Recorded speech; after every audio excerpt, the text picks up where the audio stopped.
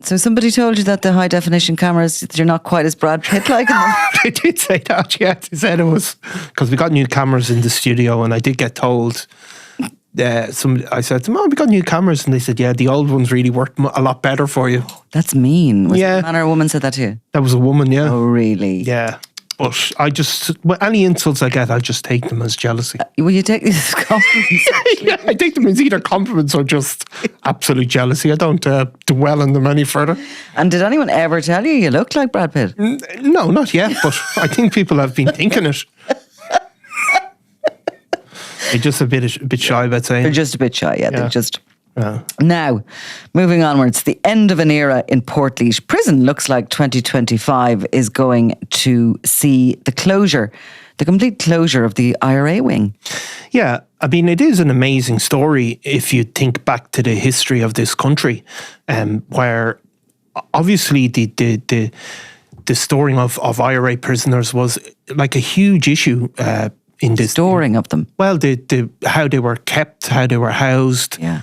That makes them sound like they were. Well, I mean, I suppose that's probably a bad term, but I mean, how they were kept in prison was very, very, it was both a political part of our history. Both a political and a security issue. I mean, right back to the founding of the state, the jailing of people for physical force republicanism has been one of the most controversial and dominant features. Even the executions in 1916, obviously internment.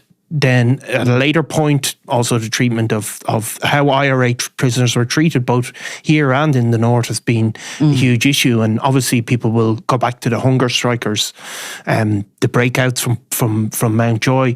And that, of course, was about, that they were being forced to be caged like common criminals, that they were being asked to wear those, the prison uniforms and all that, and they objected to that. They were political prisoners they were fighting for, and the UK were adamant that they were going to teach them their lesson, and on it went until they started to die. I mean, it was an incredible time in our history. But it also affected down here as well. There was prison officers obviously shot. There was a lot of intimidation of prison officers as well over the treatment of their alleged treatment of IRA prisoners. So all of this led to kind of a unique circumstance that arose in Portlaoise Prison, where all IRA and INLA prisoners were ultimately housed in different conditions than other prisoners. They were also there was also a huge level of security around them, because of the breakouts that had occurred, both here and up in the north. So we had the army stationed in Portlaoise Prison, armed at the time, protecting the integrity of the prison system, and the prisoners within Portlaoise had a degree of freedom that wasn't afforded to others. Effectively, they were allowed manage parts of themselves. I think they were allowed basically do their own cooking, make their own menus, socialise together as they wished. They weren't in total lockup. They had free reign within their prison wing, which was the E-wing, the high security prison. They were allowed special visits, and they were allowed sort of behave in a way that the ordinary prison population certainly wasn't. Yeah, and certainly to allow education classes and all of that, they would have had a much bigger input into it. There was always stories around the menu for Christmas. And there was, and I think they were justified. I think there was takeouts coming in. One thing that always was a huge point of controversy was the murals. There was Republican murals painted on the walls, and that had always been an issue that people had. So are they still there, yeah? I think they are still there, and that people would come in and see this, and it didn't feel like prison. However, there was, what happened in Ireland was unique, I suppose, in that that long tradition of controversy around that issue, right back to the founding of the state, led to these circumstances. So, I mean, at one point, I don't know how many were housed, but there was, into the hundreds, some very infamous prisoners. But now we're reduced to 5 IRA prisoners in Portlaoise Prison. In a 75-bed capacity wing. Right. So, Right. yeah, which is... So can you imagine how lonely that is? It's like rattling around a big old house, isn't it? It is. And the fact that it's looking like it's going to end, I suppose... And they, of course, are dissident IRA, dissident Republicans. Yeah.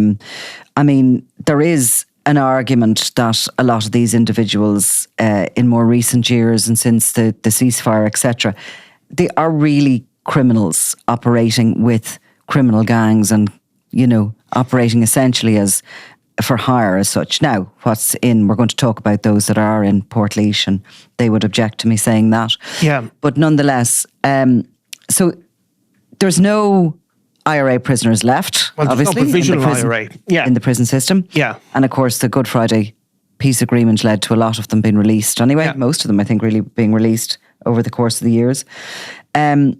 But that power base that they would have held as well within the system Yeah.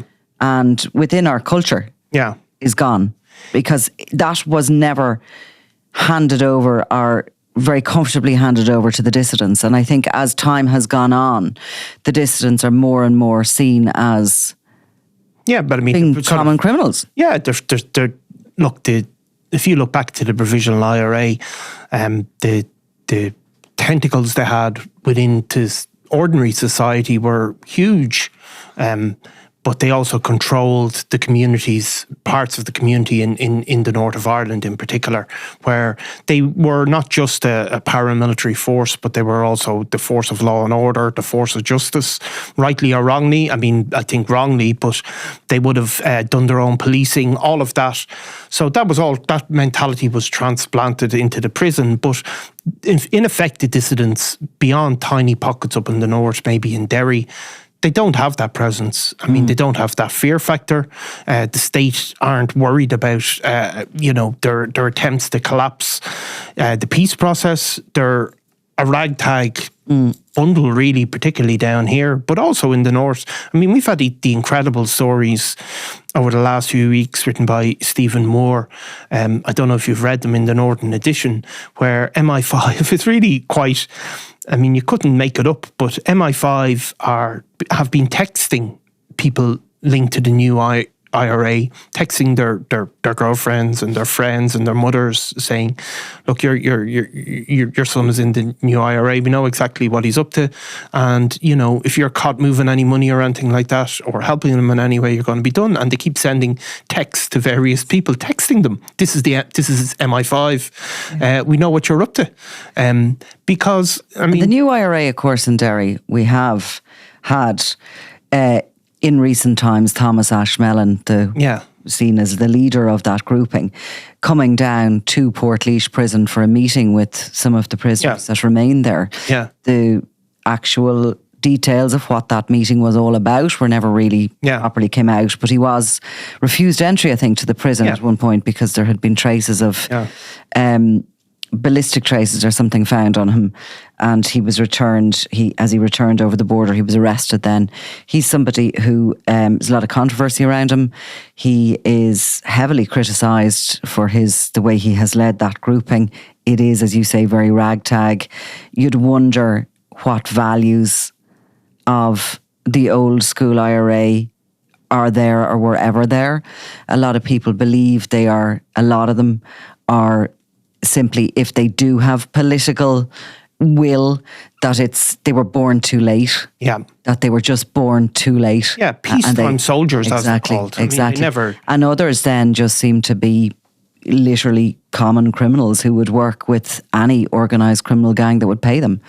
I mean, that's the collection of them. Now, these people can still be very, very dangerous and can still cause chaos and violence in their community. But I do remember somebody saying to me about the new IRA in Derry, they only have access to 3 handguns because that's all they have left. Now, I'm sure there's more, but at that time, like any given day, they could only access that amount of weaponry. So, I mean, who's left in what position they have in for example, the Dublin Brigade of the new IRA? I mean, do they have any visibility, any strength? Now, there are those 5 people that are currently in Portlaoise. They're all many of them serving sentences in relation, I suppose, to the Alan Ryan days, effectively.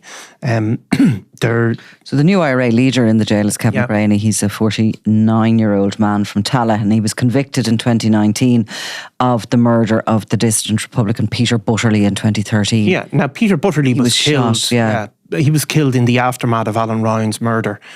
He was blamed, many people would say wrongly blamed, for some of that fallout to do with Alan Ryan. And he was shot dead by people who had those connections with Alan Ryan. He had been a friend of Alan Ryan and been involved in the real IRA, as it was called at that stage.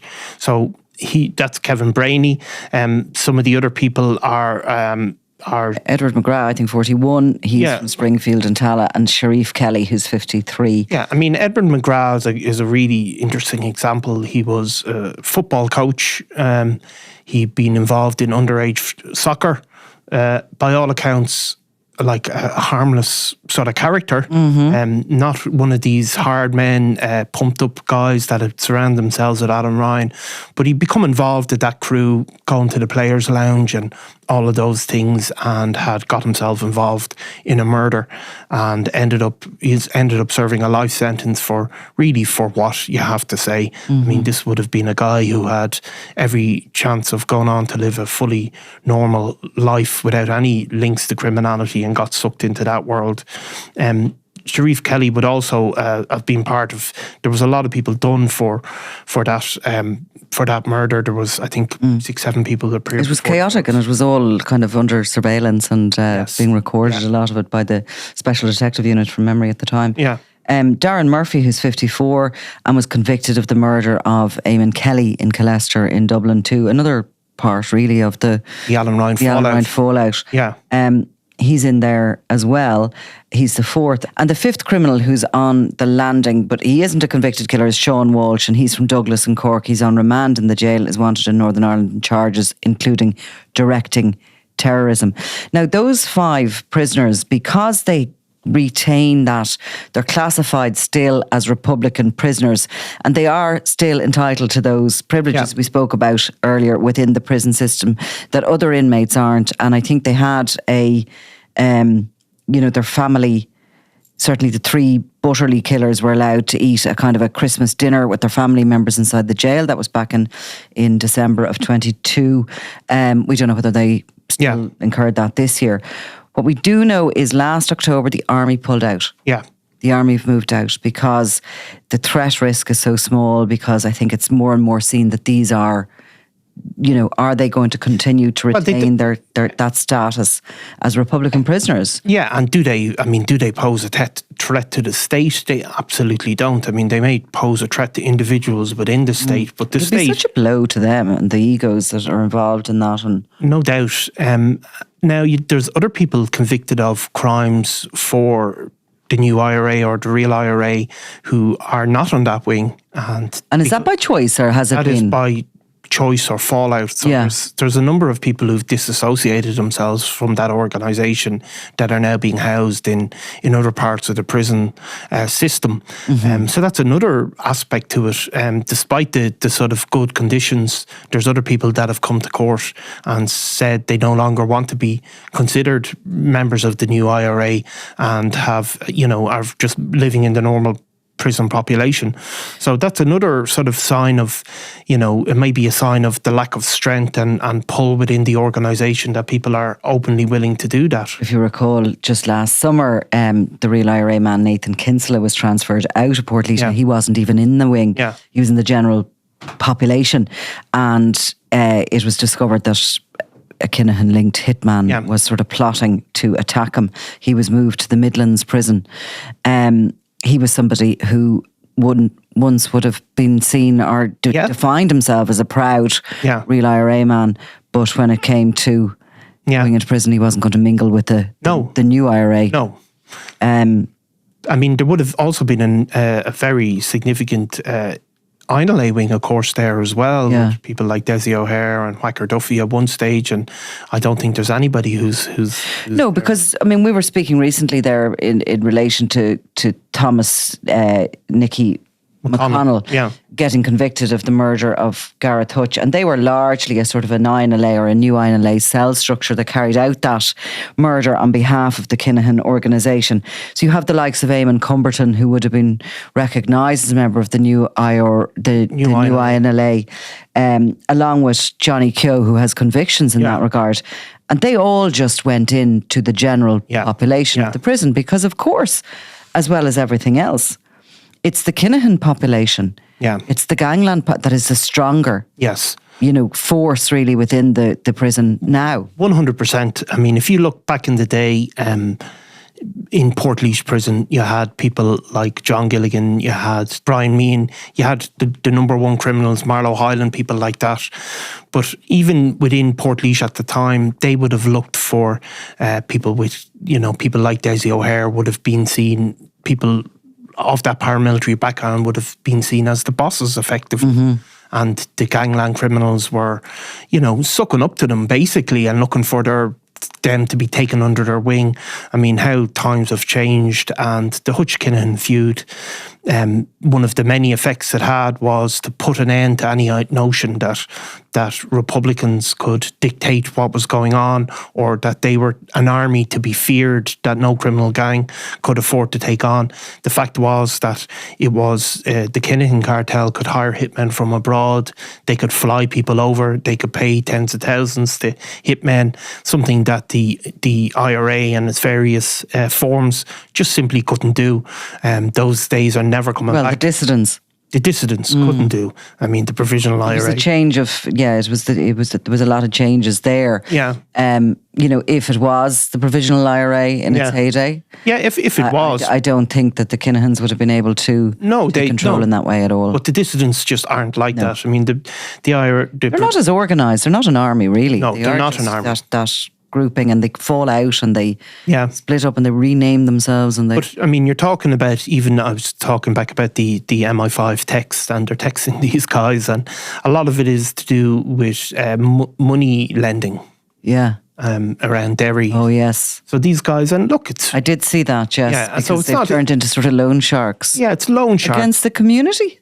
Well, against the community, but again, you're not talking big money. I mean, the IRA, the provisional IRA, were said to have had, been involved in multi-million plots, multi-million bank raids. But you're talking about them putting the heavy on families. Yeah, for their social welfare, and who are looking for to raise a few bob to buy their kids Christmas presents. Exactly. It's real scumbag stuff, like. Yeah, and that's the scale that they're at, really.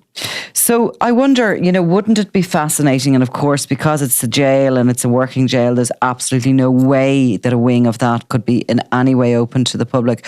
But wouldn't it be fascinating to see that wing, to go in, to tour it, to look at it? It would. Those murals, all the stories that are, embedded in the walls of that wing, and, an incredible piece of history, really. Incredible piece of history, but still tangled up, unfortunately, in with too many inmates for any of the rest of us to sort of wander through.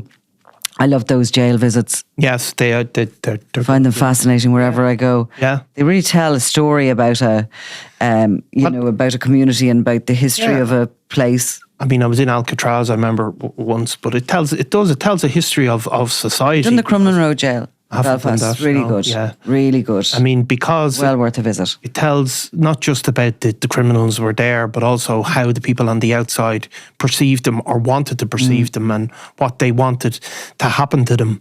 And I suppose if you look at Portlaoise, it shows you that, although the government talked tough and certainly prosecuted many people for IRA offences, they did also feel the threat of the paramilitary force were something that they had to reckon with and had to make some accommodation with, certainly behind bars. I mean, there was many many prison officers killed. Even in 2012, there was David Black was killed in the north by dissident groups. So there was a real fear factor as well for the people who had to work there, and they also had to accommodate the people that they were in charge of. So, it's a fascinating stories, really. Right. Well, an end of an era perhaps later this year for Portlaoise Prison. Thanks, Niall. Thanks, Nicola.